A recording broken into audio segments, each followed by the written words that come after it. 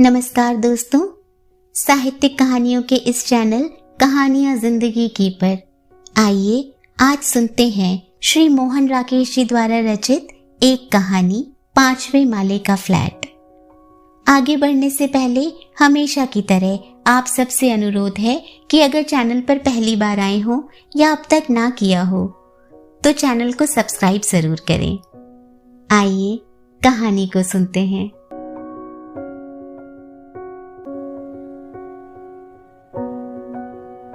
आवाज ठीक सुनी थी। साफ नाम लेकर पुकारा गया था, अविनाश। पर सोचा गलतफहमी हुई है। पुकारने को राह चलती भीड़ में कोई भी पुकार सकता है, पर यहां इस नाम से जानता कौन है? जो भी जानता है घिसे पिटे दफ्तरी नाम से ही जानता है। ए कपूर के ए को कोई गिनती में नहीं लाता। ए का मतलब अविनाश है या अशोक, यह जानने की जरूरत किसी को नहीं। कामकाजी जिंदगी के सब काम कपूर से चल जाते हैं। जो अधूरापन रहता है वह मिस्टर या साहब से पूरा हो जाता है। क्या हालचाल है मिस्टर कपूर? कहिए। कपूर साहब, क्या हो रहा है आजकल? मगर नाम साफ सुना था। भीड़ बहुत थी।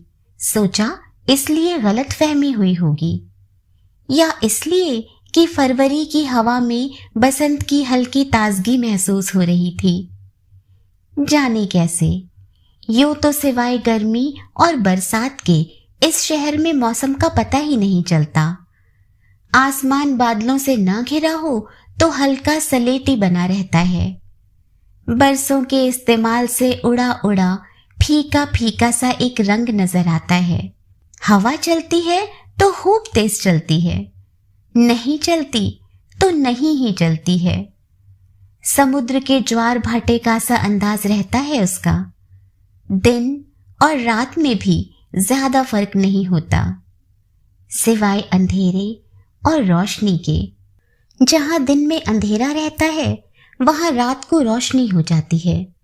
जहां दिन में रोशनी रहती है वहां रात को अंधेरा हो जाता है। खाना ना इस मौसम में पचता है ना उस मौसम में। मगर फरवरी की वह शाम अपने में कुछ अलग सी थी। हवा में बसंत का हल्का आभास जरूर था और पश्चिम का आकाश भी और दिनों से सुंदर लग रहा था। 7:30 बजते बजते भूख भी लगाई थी। मैं राह चलते लोगों को देख रहा था और व्हेल मछलियों की बात सोच रहा था।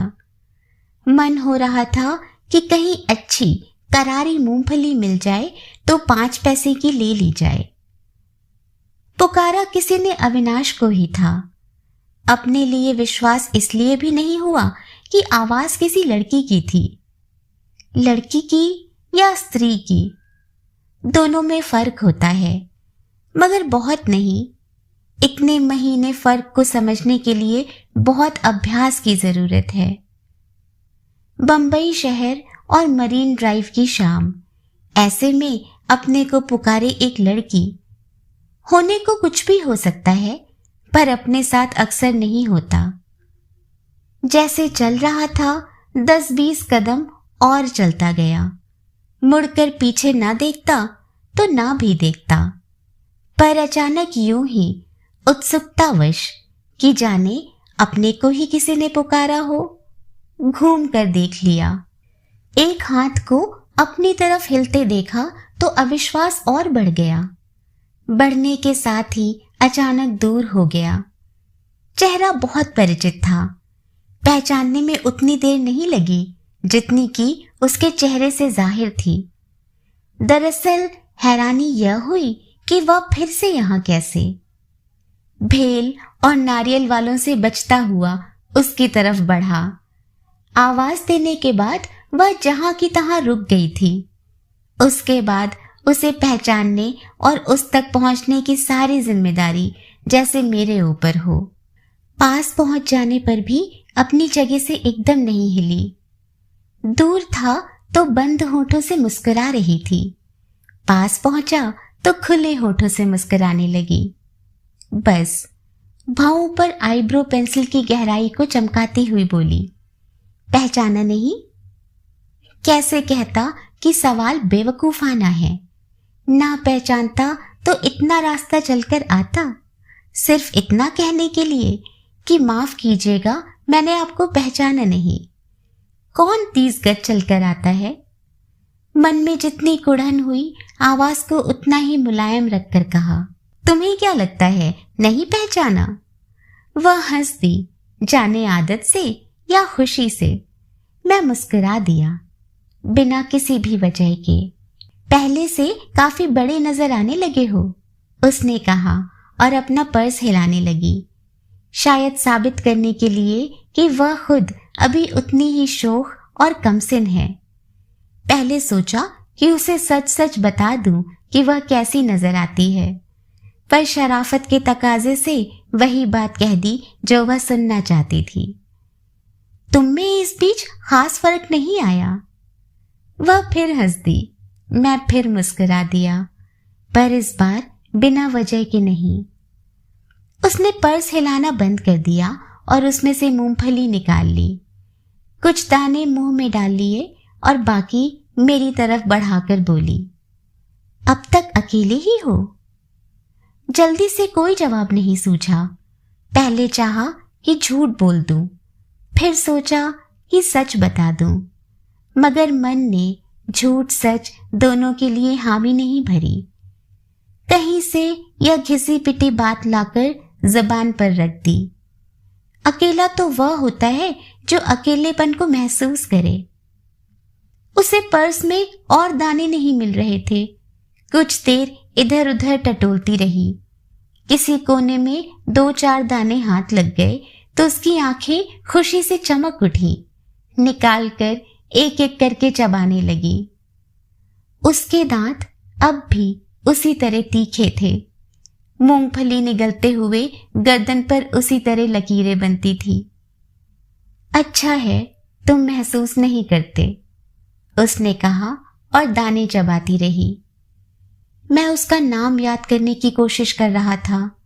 बहुत दिन वह नाम जबान पर रहा था। ऐसे नामों में से था जो कि बहुत सी लड़कियों का होता है। हर तीसरे घर में उस नाम की एक लड़की मिल जाती है। उन दिनों 6-7 साल पहले लगातार 20-22 दिन उन लोगों से मिलता जुलता रहा था। वे 2 बहनें थीं, हालांकि शक्ल सूरत से कजिन भी नहीं लगती थी। बड़ी के चेहरे की हड्डियां चौकोर थी, छोटी के चेहरे की सलीब नुमा। रंग दोनों का गोरा था, मगर छोटी ज्यादा गोरी लगती थी। आंखें दोनों की बड़ी बड़ी थी, पर छोटी की ज्यादा बड़ी जान पड़ती थी। बातूनी दोनों ही थी, पर छोटी का बातूनीपन अखरता नहीं था। छोटी का नाम था प्रमिला उर्फ पम्मी उर्फ मिस पी, और बड़ी का नाम था कि याद ही नहीं आ रहा था। जिन दिनों उनसे परिचय हुआ, बड़ी की शादी होकर तलाक हो चुका था, इसलिए वह ज्यादा बचपने की बातें करती थी। हर बात में 10 बार अपना नाम लेती थी। मैंने अपने से कहा, सरला? हाँ, सरला नाम था। कहा करती थी। मैंने कहा, सरला तू हमेशा इसी तरह बच्चे की बच्ची ही बनी रहेगी। अपना नाम उसे पसंद नहीं था, क्योंकि स्पेलिंग बदलकर उसमें अंग्रेजियत नहीं लाई जा सकती थी। प्रमिला कभी ए को ओ में बदलकर प्रोमिला हो जाती थी, कभी आर ड्रॉप करके पोमिला बन जाती थी। इससे प्रमिला से इस बात की भी जलन थी कि वह अभी कुंवारी क्यों है। मिलने जुलने वाले लोग बातें इससे करते थे, ध्यान उनका प्रमिला की तरफ रहता था। प्रमिला से मिलोगे? उसने पूछा। वह भी यही है? मैंने पूछा। हम दोनों साथ ही आई हैं, उसने कहा। सतीश को जहाज पर चढ़ाना था। उसने आज जर्मनी के लिए सेल किया है, वहां लोकोमोटिव इंजीनियरिंग के लिए गया है। सतीश। दिमाग पर जोर देने पर भी उस नाम के आदमी की शक्ल याद नहीं आई। तुम्हें सतीश की याद नहीं? वह बहुत हैरान हुई। पल भर जबान से लिपस्टिक को चाटती रही। हमारा छोटा भाई सतीश, तुम तो उसके साथ रात रात भर ताश खेला करते थे। ताश जरूर खेला करता था, पर जानता तब उसे सत्ती के नाम से था। यह कब सोचा था कि 7 साल में सत्ती साहब बड़े होकर सतीश हो जाएंगे और उठकर लोकोमोटिव इंजीनियरिंग के लिए जर्मनी को चल देंगे। हाँ, याद क्यों नहीं है? बहुत स्वाभाविकता से मैंने कहा। सतीश को मैं भूल सकता हूं? भूलना सचमुच आसान नहीं था, खास तौर से उसकी खदरी नाक की वजह से। प्रमिला फोर्ट में शॉपिंग कर रही है, वह बोली। मेरा दुकानों में दम घुटता था, इसलिए हवा लेने इधर चली आई। हवा के झोंके से उसने अपना पल्ला कंधे से सरक जाने दिया। उंगलियां इस तरह ब्लाउज के बटनों पर रख ली जैसे उन्हें भी खोल देना हो। आज गर्मी बहुत है, यह इस तरह कहा जैसे शहर का तापमान ठीक रखने की जिम्मेदारी बात सुनने वाले पर हो। फिर शिकायत का दूसरा पहलू पेश किया। दिल्ली में फरवरी का महीना कितना अच्छा होता है। वह मुकाम आ गया था कि जहां अच्छा फिर मिलेंगे कहकर एक दूसरे से अलग हो जाना होता है। चाहता तो मैं खुद ही कह सकता था, पर तकल्लुफ में उसके कहने की राह देखता रहा। उसने भी नहीं कहा, उसका शायद इस तरफ ध्यान ही नहीं गया।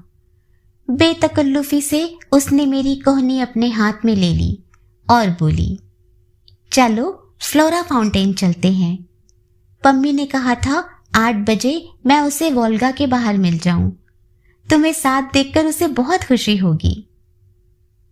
पम्मी को पहचानने में थोड़ी दिक्कत हुई, मतलब मुझे दिक्कत हुई।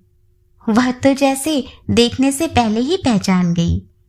ओह, उसने चौंक कर कहा, अविनाश, तुम बंबई में ही हो तब से? उसके चेहरे का सलीब जाने कहां गुम हो गया था। गालों में इतनी गोलाई भर आई थी कि हड्डियों का कुछ पता ही नहीं चलता था। सिर्फ ठोड़ी का गड्ढा उसी तरह था। बाहें वजन में पहले से दुगनी नहीं तो डेढ़ी जरूर हो गई थी। बाकी सब साइज साड़ी में ढके हुए थे। हर लिहाज से बड़ी बहन अब वही लगती थी। बोलना चाहा तो जल्दी में जबान नहीं हिली। हाथ एक दूसरे में उलझ कर रह गए। अपना खड़ा होने का ढंग बिल्कुल गलत जान पड़ा। हाँ, यही हूं। इस तरह कहा कि खुद अपने को हंसी आने को हुई, पर वह सुनकर सीरियस हो गई। कोफ्त हुई कि क्यों तब से यही हूं। कोई भला आदमी इतने साल तक एक शहर में रहता है? कहीं और चला गया होता तो वह इतनी सीरियस तो ना होती। उसी फ्लैट में उसने दूसरा नजला गिराया। एक शहर में रहे जाना किसी हद तक बर्दाश्त हो सकता है, मगर उसी फ्लैट में बने रहना हरगिज नहीं, खास तौर से जब फ्लैट उस तरह का है। समझ में नहीं आ रहा था कि किस टांग पर वजन रखकर बात करूं। दोनों ही टांगे गलत लग रही थी। पहनी हुई पतलून भी गलत लग रही थी। उसकी क्रीज ठीक नहीं थी। पहले पता होता दूसरी पतलून पहनकर आता। कमीज का बीच का बटन टूटा हुआ था। पता होता तो बटन लगा लिया होता। मुंह से कहना मुश्किल लगा कि हाँ, अब तक उसी फ्लैट में हूं। सिर्फ सिर हिला दिया। उसी 5वें माले के फ्लैट में? पता नहीं उसे जानकर खुशी हुई या बुरा लगा। यह शिकायत उससे उन दिनों भी थी। उसकी खुशी और नाराजगी में फर्क का पता नहीं चलता था। जेब में ढूंढा, शायद चारमीनार का कोई सिगरेट बचा हो। नहीं था। अनजाने में दिया सलाई की डिबिया जेब से बाहर आ गई। फिर शर्मिंदा होकर वापस चली गई। हाँ, उसी फ्लैट में। किसी तरह लफ्जों को मुंह से धकेला और सूखे होठों पर जबान फेर ली। होठ फिर भी तर नहीं हुए। अब भी उसी तरह 5 मंजिल चढ़कर जाना पड़ता है। बार बार कुरेदने में जाने उसे क्या मजा आ रहा था। शायद च्युइंगम नहीं थी, इसलिए मुंह चलाने के लिए ही पूछ रही थी। उन दिनों च्युइंगम बहुत खाती थी। कभी प्यार से मुंह बनाती तो भी लगता च्युइंगम की वजह से ऐसा कर रही है। चेहरे का सलीब उससे और लंबा लगता था। मैंने एक आध बार मजाक में कहा था कि बस बबल गम खाया करे तो उसका चेहरा गोल हो जाएगा। उसने शायद इस बात को सीरियसली ले लिया था।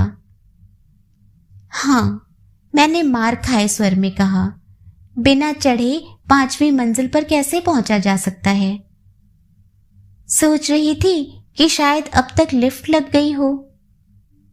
बहुत गुस्सा आया। लिफ्ट जैसे बाहर से लग जाती हो या छतें फाड़ कर लगाई जा सकती हो।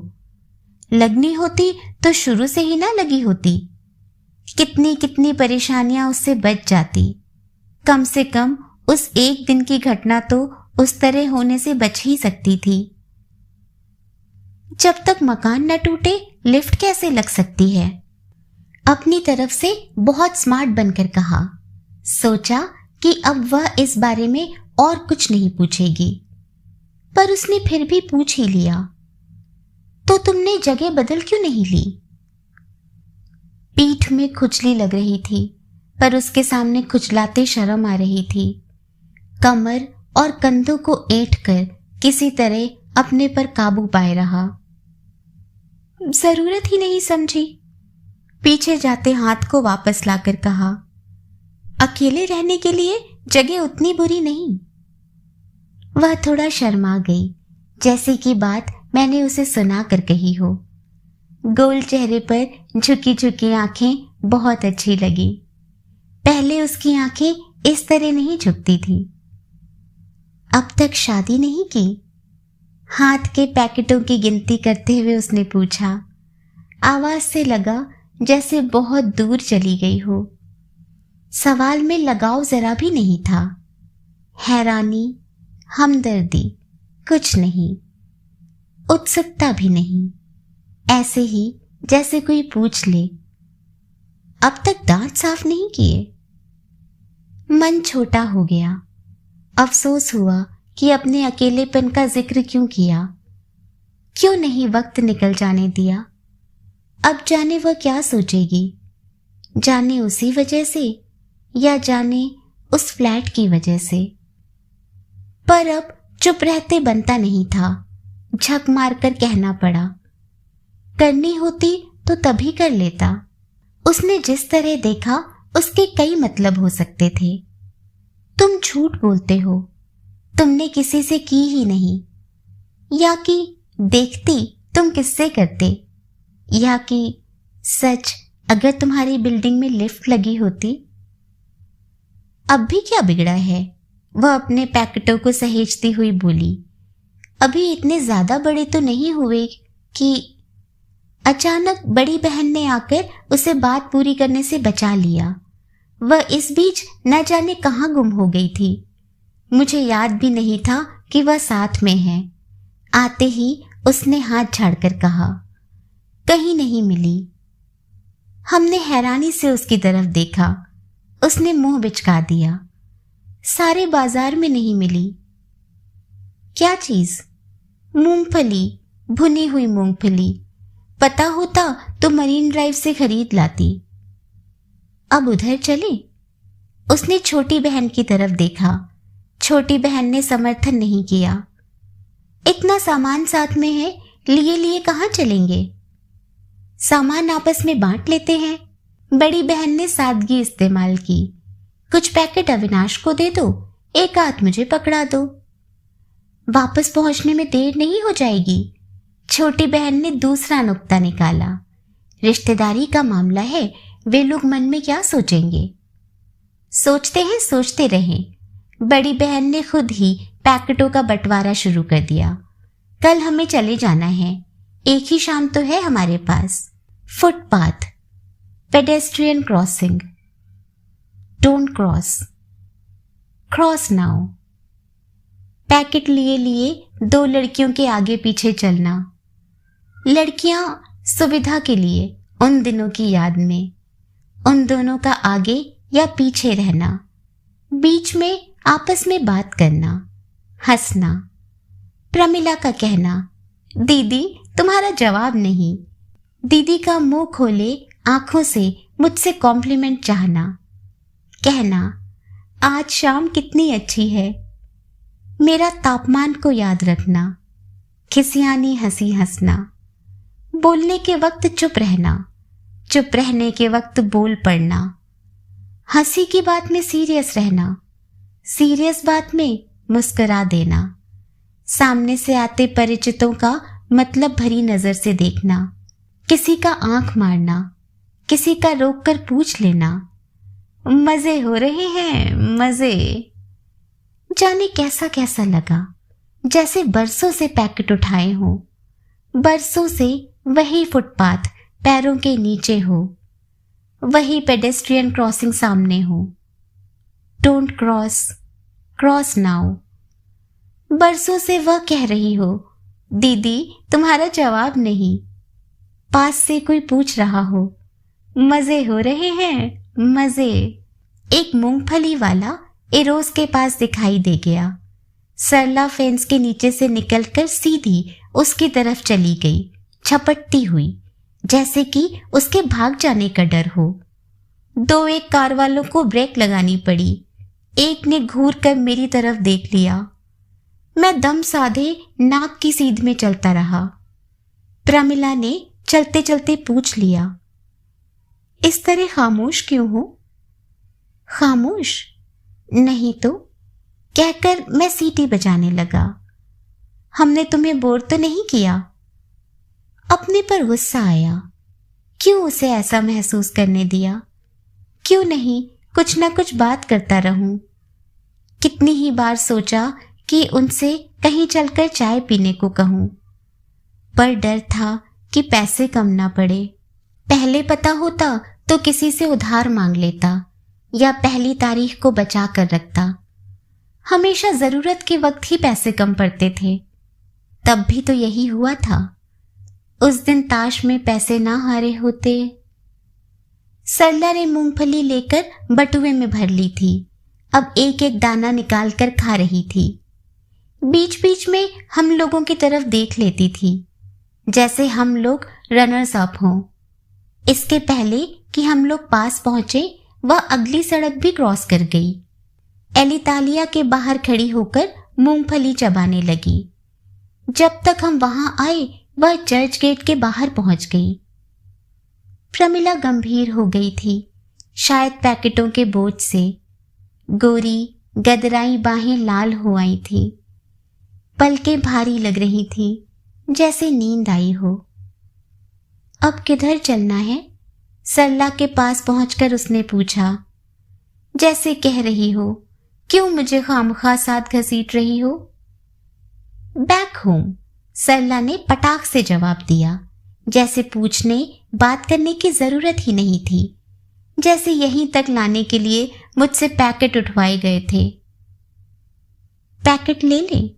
प्रमिला ने गहरी नजर से उसे देखा।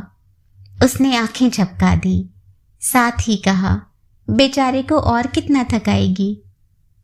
मन हुआ कि एक आध पैकेट हाथ से गिर जाने दूं, ऐसे कि बड़ी को झुककर उठाना पड़े, पर अचानक शरीर में झुरझुरी दौड़ गई।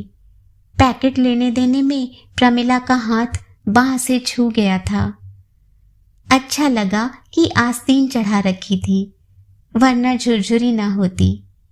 पैकेट बहुत संभाल कर देने की कोशिश की। काफी वक्त लिया कि शायद फिर से उसका हाथ बांह से छू जाए, मगर नहीं छुआ। इससे आखिरी पैकेट सचमुच हाथ से छूट गया। प्रमिला ने आंखें मूंद ली, जाने उसमें कौन सी नाजुक चीज बंद थी। गिरा हुआ पैकेट खुद ही उठाना पड़ा। टटोल कर देखा कि कुछ टूटा तो नहीं।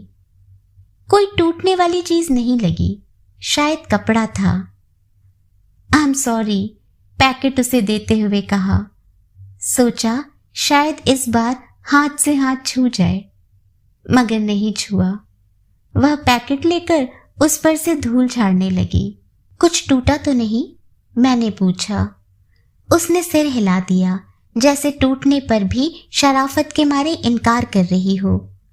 फिर पैकेट को बच्चों की तरह छाती से चिपका लिया। मन हुआ कि मैं भी 2 उंगलियों से उसे बच्चे की तरह सहला दूं, पुचकार कर कहूं, त्यों बबलू, तो नहीं लगी? चले। प्रमिला ने बड़ी की तरफ देखा, बड़ी ने कलाई की घड़ी की तरफ देखा, फिर स्टेशन की घड़ी की तरफ देखा, फिर मरीन ड्राइव से आती गाड़ियों पर नजर डाली, फिर सांस भरकर तैयार हो गई। आओ चले। कुछ सेकंड और गुजर गए, इस दुविधा में कि पहले कौन चले। वे खामोश मुझे देखती रहीं, मैं उन्हें देखता रहा। अचानक बड़ी मुड़कर अंदर को चल दी। हाय, फास्ट गाड़ी जा रही है, उसने लगभग दौड़ते हुए कहा। छोटी ने चलते चलते एक बार और देख लिया, आंखें हिलाई, हाथों को जोड़ने के ढंग से जुम्बिश दी, होठों को कुछ कहने के ढंग से हिलाया। उसके बाद इस तरह घिसकती हुई चली गई जैसे चलाने वाली बिजली बड़ी के पैरों में हो। कुछ देर वहीं खड़ा रहा, गाड़ी को जाते देखता रहा, फिर अपनी नंगी बाह को सहलाता हुआ बस स्टॉप पर आ गया। पहली बस मिस कर दी, दूसरी भी मिस कर दी, तीसरी मिस नहीं कर सका क्योंकि स्टॉप पर अकेला रह गया था। 2 सेकंड सोचता रहा, इससे कंडक्टर नाराज हो गया। फुटबोर्ड पर पांव रखा तो उसने डांट दिया, नहीं जाना मांगता तो इधर ही खड़ा रहो ना, बहुत अच्छा शक्ल देखने को मिलता है। मुझ पर कोई असर नहीं हुआ तो वह बिना टिकट दिए आगे चला गया। वहां से बार बार मुड़कर देखता रहा, जैसे सोचता हो कि मैं उसे मनाने जाऊंगा। एक लड़की के पास जगह खाली थी, मन हुआ बैठ जाऊं, मगर खड़ा रहा, उसे देखता रहा। लड़की बुरी नहीं थी, खासी अच्छी थी, बाहें जरा दुबली थी बस, शायद स्लीवलेस ब्लाउज की वजह से लगती थी, लो कट और स्लीवलेस। उन दिनों प्रमिला भी ऐसे ही कपड़े पहनती थी, लो कट और स्लीवलेस।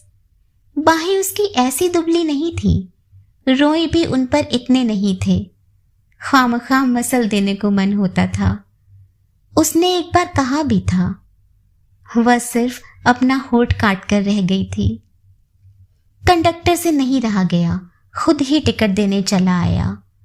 उम्मीद अब भी थी उसे कि मैं माफी मांगूंगा या कम से कम मुस्कुरा दूंगा, मगर मैं मुस्कुरा नहीं सका, होठ बहुत खुश्क थे। कंडक्टर ने अपना गुस्सा टिकट पर निकाल दिया, इतने जोर से पंच किया कि उसका हुलिया बिगड़ गया। घर से एक स्टॉप पहले मेट्रो के पास उतर गया, सोचा रात के शो का टिकट खरीद लूं। टिकट मिल रहे थे मगर 3.50 के, एक 75 के बाहर सोल्ड आउट का बोर्ड लगा था। 3.50 गिनकर जेब से निकाले, फिर वापस रख दिए। उस क्लास में कभी नहीं गया था, 2 मिनट क्यू में खड़ा रहकर लौट आया। हवा थी, गर्मी भी थी, सामने गिरगांव की सड़क थी, आसानी से क्रॉस कर सकता था, मगर घर आने को मन नहीं था, खाना खाने जाने को भी मन नहीं था। ना ईरानी के यहाँ, ना गुजराती के यहाँ, ना ब्रजवासी के यहाँ। रोज तीनों जगह बदल बदल कर खाता था, एक का जायका दूसरे के जायके से दब जाता था। पैसे अदा करने में सहूलियत रहती थी, चेहरे भी नए नए देखने को मिल जाते थे, शिकायत भी तीनों से की जा सकती थी। मगर तीनों जगह जाने को मन नहीं हुआ, कहीं और जाकर खाने को भी मन नहीं हुआ। भूख थी, दिनों बाद ऐसी भूख लगी थी, मगर जाने, बैठने और खाने को मन नहीं हुआ। अपने पर गुस्सा आया। कितनी बार सोचा था कि मक्खन डबल रोटी घर में रखा करूं, तरकारी अरकारी भी वही बना लिया करूं, मगर सोचने सोचने में 7 साल निकल गए थे। सोचा घर ही चलना चाहिए, पर कदम ही नहीं उठे। अंधेरे जीने का ख्याल आया। एक के बाद एक 5 माले। पहले माले पर सारी बिल्डिंग की सड़ांध, दूसरे पर खोपड़े की बास, तीसरे पर कुट और अनारदाने की बू, चौथे पर आयुर्वेदिक औषधियों की गंध। 5वें माले की बू का ठीक पता नहीं चलता था। प्रमिला ने तब कहा था कि सबसे तेज बू वही है। सरला इससे सहमत नहीं थी। उसका कहना था कि सबसे तेज गंध आयुर्वेदिक औषधियों की है। कितनी ही देर वहां खड़ा रहा। सब जगहों का सोच लिया कि कहां कहां जाया जा सकता है। कहीं जाने को मन नहीं हुआ। लगा कि सभी जगह बेगानापन महसूस होगा। पुरी देखकर कहेगा, आओ आओ, और 10 मिनट ना आते तो हम लोग खाना खाकर घूमने निकल गए होते। भटनागर शायद अंदर से आंखें मलता हुआ निकले और कहे, अरे तुम इस वक्त खैरियत तो है। सड़क पार कर ली, गिरगांव के फुटपाथ पर आ गया।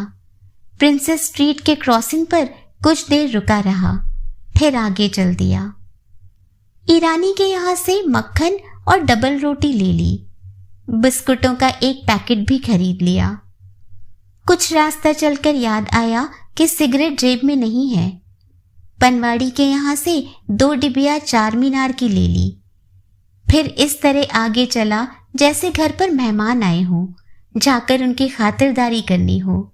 सीढ़ियां गिनी हुई थी, फिर भी गिनता हुआ चढ़ने लगा, जैसे फिर से गिनने में फर्क आ सकता हो।